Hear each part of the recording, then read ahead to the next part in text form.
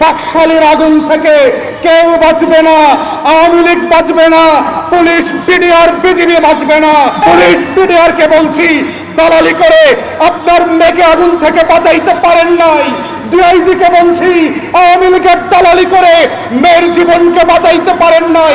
যারা প্রতিবাদ করেন নাই সেই সকল লোকদেরকে বলছি, ঢাকার মধ্যবিত্তকে বেলি রোডে নিরিবিলি খাবেন, অন্যায়ের প্রতিবাদ করবেন না, আগুন আপনাকে ছাড়বে না।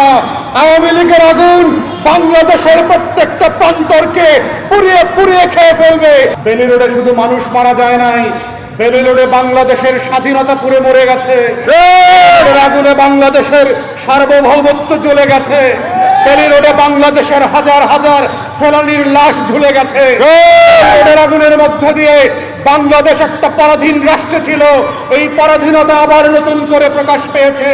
যারা নিমতলিতে প্রতিবাদ করতে পারেন নাই, যারা চুরিহাট্টায় প্রতিবাদ করতে পারেন নাই, যারা বনানীর আগুন দেখে প্রতিবাদ করতে পারেন নাই, সেই ঢাকার মধ্যবিত্তকে বলছি, প্রতিবাদ না করতে করতে আগুন আপনাদের ঘরে পৌঁছে গেছে, খাওয়ার টেবিলে পৌঁছে গেছে, আপনার রান্নাঘরে পৌঁছে গেছে।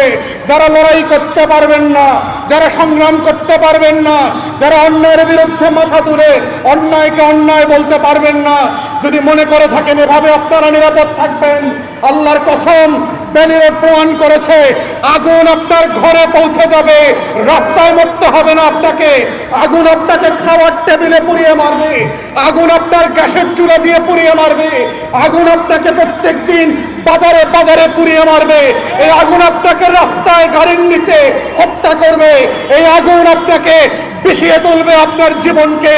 আপনার যত স্বপ্ন থাকে এই স্বপ্নের জন্য লড়াই করা হচ্ছে, একমাত্র শর্ত বাকশালের বিরুদ্ধে যারা লড়াই না করে রাস্তায় রাস্তায় নিরিবিলিতে মধ্যবিত্তের মতো জীবন যাপন করছেন, যে আমি তো বিএনপি করি না, তো আমার কি, আমি কেন পুড়ে মারবো, আমি তো জামাত করি না, তো আমার কি, আমি তো পুড়ে মারবো না, আমি তো হুজুর পার্টি করি না, তো আমার গায়ে কেন আগুন লাগবে।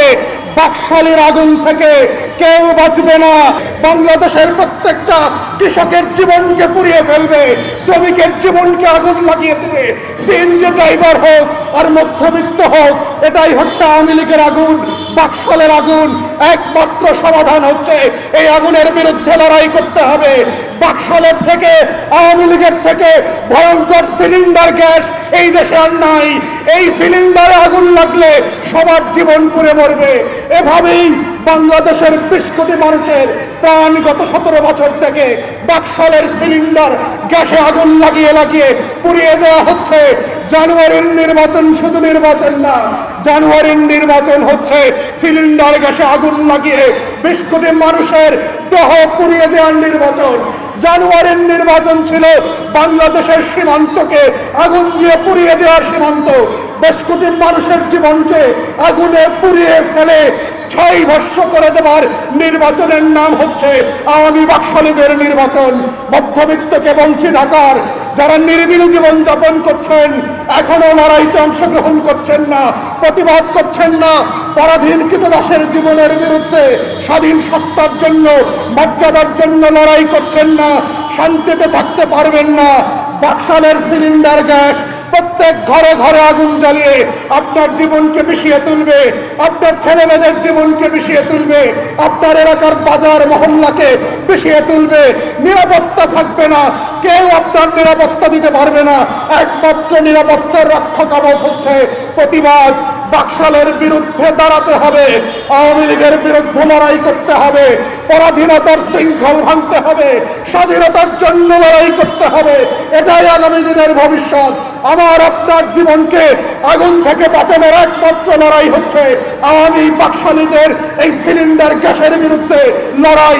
এবং আগুনে কারা পুড়ে মরেছে দেখেন, যেই সকল পরিবার, যেই সকল গোষ্ঠীরা এই বাকশালকে গত 15 বছর ধরে শুষিয়ে শাসিয়ে পালিয়ে ফালিয়ে সমর্থন করে করে বেঁচে রেখেছে, সেই সকল দালাল সামরিক বাহিনীর লোকরা, দালাল পুলিশ বিজিবির পরিবারের সদস্যরাও এই আগুনে মারা গেছে। এই সরকারের প্রধান কয়েকদিন আগে বলেছে এই দেশের মানুষের নাকি ক্রয় ক্ষমতা বেড়েছে। আপনারা গতকালকে দেখেছেন, পত্রিকায় দেখেছেন, একজন মা তার স্বামী ছিল না, তিনটি কন্যা ছিল। দ্রব্য মূল্যের কারণে, দ্রব্য মূল্যের যোগান দিতে না পারার কারণে এই মা তার 3 শিশুকে বিষ খাইয়ে নিজে বিষ খেয়ে জীবন নির্বাহ করে ফেলেছে। তারপর এই সরকারের বোধোদয় হয় না। এর দ্বারা প্রমাণ করে এই সরকার এই দেশের জনগণের কোনো খোঁজ রাখে না। প্রিয় দেশবাসী, আপনারা জানবেন মাননীয় প্রধানমন্ত্রী কয়েকদিন আগে ঘোষণা দিয়েছেন রমজানের আগে যারা নাকি দ্রব্যের মূল্যের দাম বাড়াবে তাদেরকে নাকি গণধোলাই দেওয়ার জন্য। সংগ্রামী দেশবাসী, যে দেশের প্রধানমন্ত্রী, যে দেশের মাননীয় সরকারের প্রধান জনগণকে তাদের নিজের হাতে আইন তুলে নেওয়ার জন্য ঘোষণা দিতে পারে, এই সরকার প্রধানের এই দেশের সরকারে থাকার কোনো অধিকার নাই। প্রতিনিয়তই এদেশের মানুষের মৌলিক অধিকারের ব্যাপারগুলো নিয়ে এবি পার্টি রাজপথে আন্দোলন সংগ্রাম করে থাকে। আজকে যে কয়েকটি বিষয় নিয়ে আমরা দাঁড়িয়েছি, এটি বিগত কয়েক বছর ধরে আমাদের এই আন্দোলনটি একাধারে চলমান। দ্রব্যমূল্য আজকে এমন অসহনীয় পর্যায়ে চলে গেছে। কালকে আমি রাত 10টার দিকে একটি পেঁয়াজের দোকানে গেছি। পেঁয়াজওয়ালা আমার থেকে 120 টাকা নিয়েছে 1 কেজি পেঁয়াজ। তারপরে বললাম, ভাই রমজান মাসে কি এই পেঁয়াজ পাওয়ার কোনো সম্ভাবনা আছে 120 টাকায়? সে বলছে 220 টাকায় পাবেন কিনা সম্ভাবনা নাই। প্রিয় বন্ধুরা আমার, রমজান মাস অতি সন্নিকটে। সেই দিন যারা বেইল রোডে পুড়ে মারা গেছে, আমি বলবো রমজানের আগে তো তারা সৌভাগ্য অর্জন করেছে। কারণ হলো বেঁচে থাকার চেয়ে আগুনে ঝুলসে পুড়ে মরে যাওয়া ভালো। এ যদি পরিবার পরিজন নিয়ে সসম্মানে বেঁচে থাকা যেতে না পারে, যদি পরিবারের কাছে দ্রব্য কিনে ঘরে ঢুকতে না পারা যায়, তাহলে তো এভাবে পরিবার সহ ঝলসে পুড়ে মরাই ভালো। আমরা যারা জীবিত আছি, আমরা তো প্রতিদিন অঙ্গার হয়ে ঘরে ফিরছি, কিন্তু আমরা এবি পার্টির নেতৃবৃন্দই শুধু এখানে এসে দাঁড়িয়েছি, আর কাউকে কিন্তু আমরা এই প্রতিবাদ প্রতিরোধে দেখি না। আমরাই কি শুধুমাত্র অঙ্গার হচ্ছি? আমার বাংলাদেশের এই মানুষের কাছে আমার একটি প্রশ্ন, আমরাই কি শুধু এই দ্রব্যমূল্য নিয়ে কষ্টে আছি? আমরাই কি শুধু বিদ্যুতের দাম বৃদ্ধিতে কষ্টে আছি? আমরাই কি শুধু গ্যাসের দাম বৃদ্ধির কারণে কষ্টে আছি?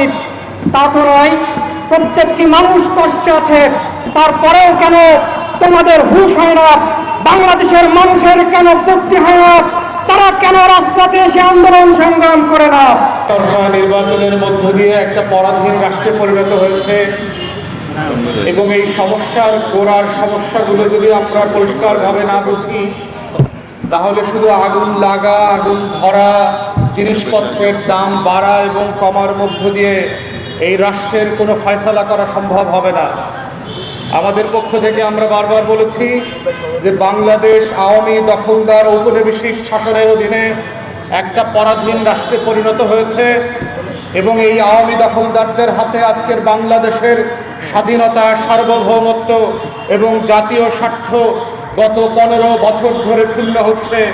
2008 সালের একতরফা দালালির নির্বাচনের মধ্য দিয়ে, ষড়যন্ত্রের নাটকের মধ্য দিয়ে এই সরকার ক্ষমতায় আসীন হবার পর থেকে আমরা দেখেছি প্রত্যেক দিন, প্রত্যেক মাসে এবং প্রত্যেক বছরে বাংলাদেশের স্বাধীনতা এবং সার্বভৌমত্বকে কিভাবে ফেলানির লাশের মতো করে সীমান্তে ঝুলিয়ে দিচ্ছে।